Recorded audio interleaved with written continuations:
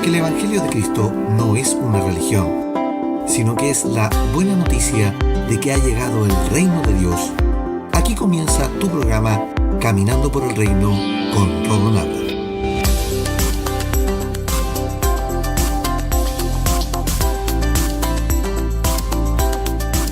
Bienvenidos a Caminando por el Reino, tu programa de enseñanza de la gracia a tu casa.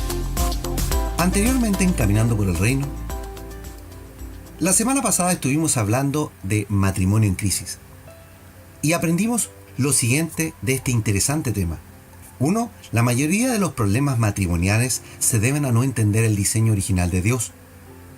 Por ende, el concepto del mismo está mal aprendido en el tiempo debido a la mala interpretación de las Escrituras. 2. El diseño original de Dios concibió un hombre a la semejanza de Dios. Eso quiere decir que Adán, al ser semejante a Dios, contenía su parte masculina y femenina todo en sí mismo. Por eso que Dios dice en Génesis capítulo 2 que no es bueno que el hombre esté solo en sí mismo. 3. Dios decide dividir al hombre creado, sacar su parte femenina, crear con esa parte una mujer que sea su ayuda, un complemento. Dios no creó una esclava ni un ayudante, un aprendiz del hombre, sino que al dividirlo forma otra mitad de él mismo. Por eso que el matrimonio en Dios es la unión de dos mitades en todo orden de aspecto para formar un solo organismo con dos mitades, hombre y mujer. Y 4, Pablo en la carta a los Efesios deja en claro que el sometimiento es entre ambas partes. Aunque el hombre es cabeza de su matrimonio, ambos deben estar sujetos entre sí y también a Cristo, pues Cristo es la cabeza de la iglesia. Pablo plantea una estructura de mando partiendo desde Dios. La sujeción es en términos de servicio, tal como Cristo dio ejemplo de sujeción a Dios. Él, siendo Dios, se hizo hombre y se humilló a sí mismo a la categoría de siervo. Siguiendo la continuación al estudio del matrimonio y al cambio de mentalidad, esta semana estaremos conversando acerca de la familia de reino. Y vamos a leer el texto base para esta semana. Y vamos a ir al libro de Lucas, capítulo 2. Y vamos a leer un cortito versículo que dice muchas cosas y que las cuales vamos a aprender para esta semana. Y Jesús crecía en sabiduría y en estatura y en gracia para con Dios y los hombres. Lucas capítulo 2, versículo 52 en la versión Reina Valera. El sentido de matrimonio es crear una familia. Cuando Dios dividió a Adán, lo hace pensando en que éste poble la tierra junto a su mujer. Es decir, produzcan hijos, sean fructíferos. Aunque la palabra fructificar conlleva no solo el sentido de la procreación, sino también encierra el producir frutos, labrar, sembrar y cosechar la tierra. Dios quiso que el primer hombre y mujer gozaran del fruto de su labor. Pese a que el hombre con su mujer pecan, Dios no invalida el pacto inicial de Génesis capítulo 1. La tierra se le pasa al hombre y a la mujer para que la gobiernen y la hagan producir. Dios no se retracta de ese pacto, pero sí firma uno nuevo, que es en el cual el hombre deba cultivar y a la mujer deba parir con dolor los hijos. Pero quiero resaltar las cualidades iniciales fijadas en el pacto y que es una ordenanza para el hombre y para la mujer. Gobernar. La palabra gobernar implica ejercer dirección, administrar los recursos y tener el control de lo que se gobierna. Y una familia de reino requiere que exista ese gobierno de manera permanente sobre lo que Dios te ha dado. ¿Y por qué me refiero a ejercer gobierno? Porque ya vimos que si el matrimonio está en crisis, la familia de igual forma lo está. Y al estar la familia en esa condición, la sociedad, por consiguiente, también está en crisis. Y todo esto viene, una, por no entender el diseño y segundo, por la falta de gobierno. El plan del enemigo ha sido eficaz. Ha atacado el seno de una nación, comenzando con los matrimonios, para desarmar las familias y con esto crear secuelas graves en los hijos. Secuelas que luego se reflejan en las ideologías cada vez más individualistas y egocéntricas. Por eso que las sociedades modernas hoy no producen hijos. Hay países en Europa con una tasa alarmante de nacimientos y eso implica que no solo los países se están envejeciendo, sino que también corren el grave peligro de desaparecer en el tiempo. Económicamente hablando, la falta de familias es grave en la sociedad. Los países de Latinoamérica se han contagiado de esta moda y los matrimonios retardan cada vez más el tener hijos. Porque el sistema de este mundo, articulado por el enemigo, tiene por objetivo destruir lo bueno que Dios creó desde un principio. Ya lo dije al inicio de la temporada, vivimos en un mundo dominado por el enemigo. Y nuestra lucha es pelear la buena batalla de la fe con las armas que provee el Espíritu. Y principalmente contra las ideologías que el enemigo ha impuesto y que lamentablemente tienen contaminadas las mentes de los hijos del Señor. Hoy estamos volviendo a observar los planos originales, pues algo no se entendió en el transcurso de la historia humana. Hemos perdido el objetivo mandado por Dios de producir frutos y ser felices tanto en el proceso como en el resultado final. Ahora bien, si entendemos que Cristo es nuestro prototipo y nuestro modelo a seguir, tal como lo conversamos que es el primogénito, el prototipo o el prototocos inicial de Dios, según Colosenses capítulo 1 verso 15 y Romanos capítulo 8 verso 29, nosotros debemos entonces seguir los pasos de la vida del Rey para ser ejemplo a seguir de nuestra sociedad. Lucas, al escribir el Evangelio en el año 60 después de Cristo aproximadamente, tras entrevistar a varios de los testigos oculares de la vida de Cristo, él tiene un versículo que refleja la labor de los padres de Jesucristo en la tierra, al decir, Jesús crecía en sabiduría, estatura y gracia. Y al decir que Jesús crecía en sabiduría, todo el conocimiento humano reflejado en la educación judía, costumbres, ritos, tradiciones, folclore y la religión fueron adquiridos por Jesús. Y eso se lo debemos a la crianza de José y María. La estatura de Jesús era el desarrollo natural de su cuerpo humano, con el paso del tiempo.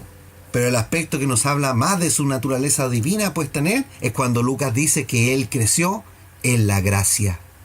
Pedro en su segunda carta a las iglesias del Asia Menor y Europa dice, antes bien, creced en la gracia y el conocimiento de nuestro Señor y Salvador Jesucristo. A Él sea gloria ahora y hasta el día de la eternidad. Amén. Segunda de Pedro, capítulo 3, versículo 18, en la versión Reina Valera. Pedro, entendiendo perfectamente la revelación del Espíritu, dice, antes bien, crezcan en la gracia y el conocimiento de nuestro Señor Jesucristo. Esta es una ordenanza del apóstol para todos nosotros, incluyendo a nuestros hijos. No podemos avanzar como eclesía sin crecer en la gracia. Y Pedro añade un crecimiento más a lo que Cristo tenía en su momento. Dice, el conocimiento de Cristo. Hoy el esmero de los padres es que los hijos tengan una buena educación. El esfuerzo es de incluso pagar por la mejor educación que los recursos económicos provean. Y si bien es algo que los padres deben hacer por los hijos, hay dos factores más al crecimiento. Uno es la gracia y el otro el conocimiento de Cristo. Ya hablamos que la imagen de Cristo debe crecer en nuestras vidas, que es precisamente el crecimiento que tuvo Jesús. La imagen de Cristo fue creciendo en él. Y en ese crecimiento él fue experimentando en su vida la unión con Dios. Porque de eso se trata la palabra conocer, de tener experiencia, vivir el conocimiento de Cristo. La palabra conocer en la Escritura tiene diversas aplicaciones. El conocer implica mucho más que saber, implica un grado alto de intimidad, es decir, saber todo lo que algo o alguien tiene y vivirlo como experiencia. Veamos un ejemplo. Leamos Génesis capítulo 4. Conoció Adán a su mujer Eva, la cual concibió y dio a luz a Caín, y dijo, por voluntad de Jehová he adquirido varón. Génesis capítulo 4, versículo 1, en la versión Reina Valera. Cuando Adán intimó con Eva, por primera vez tuvo la experiencia de estar con ella. La traducción moderna de la palabra hebrea yagdah es de que Adán tuvo relaciones sexuales.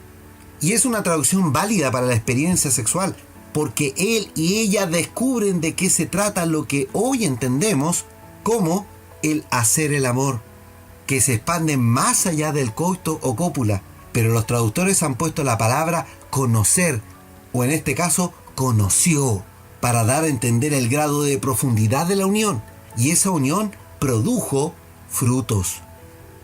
Conocernos en el matrimonio implica vivir la experiencia. Y el grado de profundidad que esto implica es saber todo. No lo que creemos que es, sino lo que realmente es por medio de la vivencia. ¿Adán había estado con Eva antes en el huerto íntimamente? Claro que sí. Pero cuando él tiene conciencia, él vive la experiencia con ella. Ahora sabe de qué se trata. No solo es procreación, sino que es un todo. Una unión sublime de amor experimentada en el alma, los sentidos y el cuerpo. Luego de esa experiencia, ambos toman conciencia de lo que es tener una familia, porque vienen los hijos y existe un lazo creado a partir de una experiencia vivida. Notemos que fuera del huerto, Adán llama a su mujer Eva, que es madre de todos los vivientes, porque su nivel de conocimiento y conciencia le dan a entender que Eva es la madre de todos los seres humanos. ¿Eva había tenido hijos en el huerto? Sí, los tuvo. ¿Y cómo sabemos eso? Por la sencilla razón de que la consecuencia del pecado, es decir, el castigo que le fue impuesto a ella, fue de parir hijos con dolor. Si no hubiera tenido hijos sin dolor, jamás habría sabido lo del castigo sin saber la experiencia antes y el después. El otro aspecto importante es que Caín, al estar errante, dice que encontró a su mujer y formó su propia familia. Génesis capítulo 4, versículo 17. El punto central de esto, que las familias nacen de vínculos formados a partir de las experiencias. Cuando los matrimonios se afiatan íntimamente en todo aspecto, su solidez ayuda a formar hijos con niveles altos de conocimiento de la profundidad del vínculo, pues ellos son testigos de ese fiato y de esa unión matrimonial.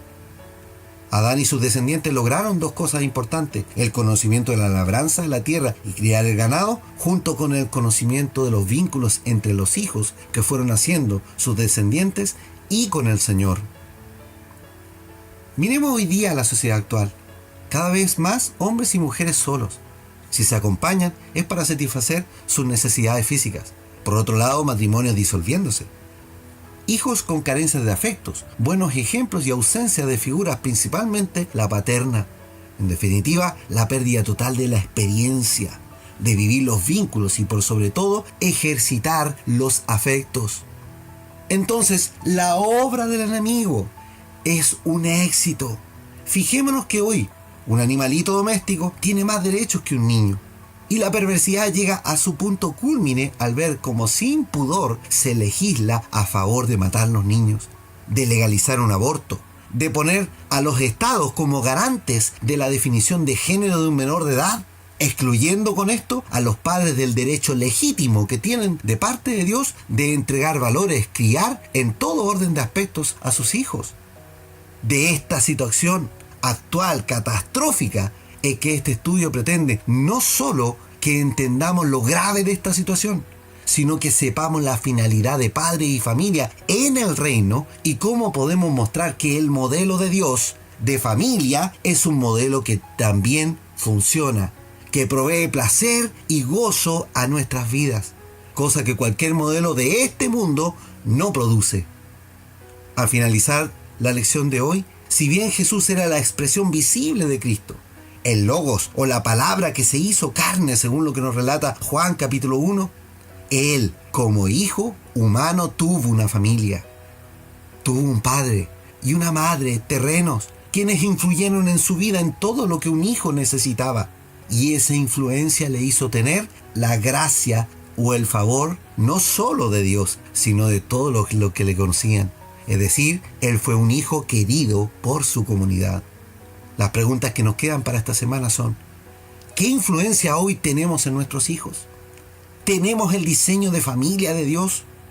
¿Nuestros hijos siguen nuestro ejemplo? ¿Cuál es el legado que queremos dejar en nuestras familias? Y por último, ¿cómo formamos una familia de reino? Oremos al Señor. Señor amado, ante las crisis que estamos viviendo hoy día, tanto en los matrimonios como en las familias, Señor, es imperante comenzar a hablar estos temas, Señor, aunque sean dolorosos de poder retratarlos.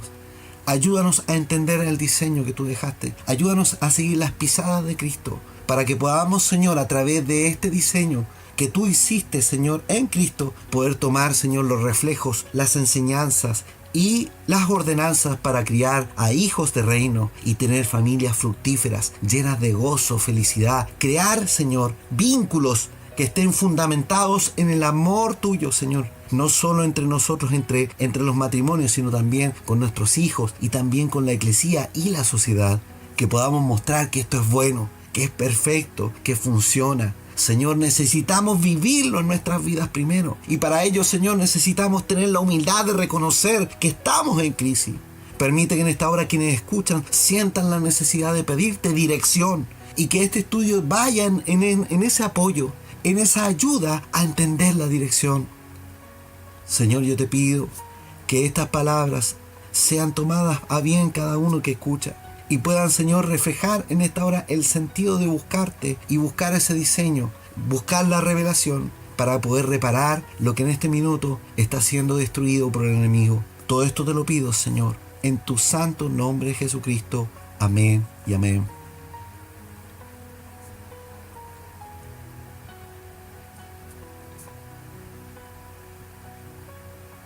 Amados, los invito para mañana para seguir conversando de una familia de reino y a caminar por el reino.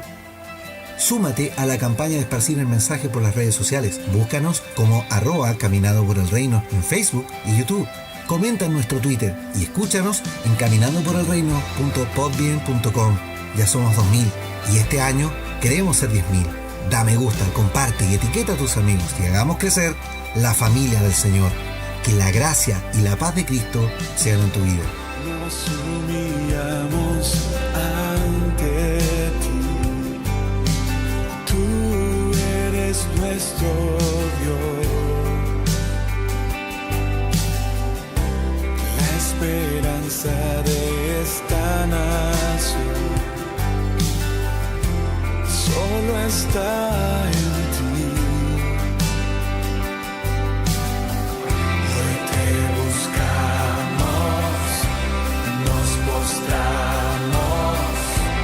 Ven y sanarnos. Nos rendimos solo a tu nombre. Nos volvemos a ti, clamamos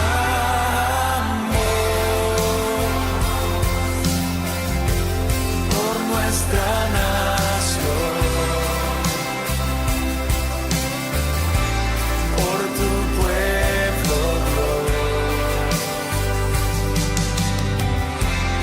Nuestra tierra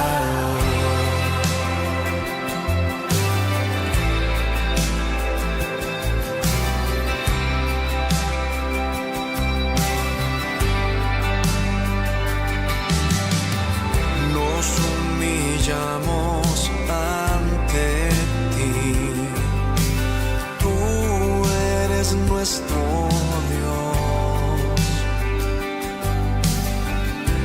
la esperanza de esta